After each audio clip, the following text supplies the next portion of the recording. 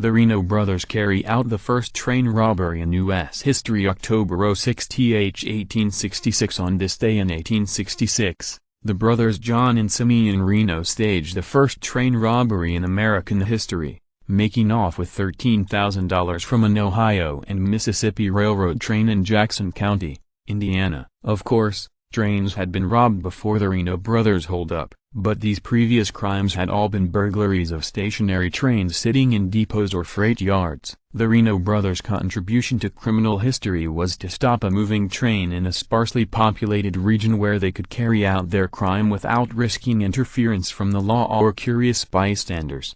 Though created in Indiana, the Reno brothers' new method of robbing trains quickly became very popular in the West. Many bandits, who might otherwise have been robbing banks or stagecoaches, discovered that the newly constructed transcontinental and regional railroads in the West made attractive targets. With the Western economy booming, trains often carried large amounts of cash and precious minerals. The wide open spaces of the West also provided train robbers with plenty of isolated areas ideal for stopping trains, as well as plenty of wild spaces where they could hide from the law. Some criminal gangs, like Butch Cassidy's Wild Bunch, found that robbing trains was so easy and lucrative that for a time they made it their criminal specialty. The railroad owners, however, were not about to sit back and let Cassidy or any other bandit freely pillage their trains. To their dismay, would-be train robbers increasingly found that the cash and precious metals on trains were well protected in massive safes watched over by heavily armed guards. Some railroads,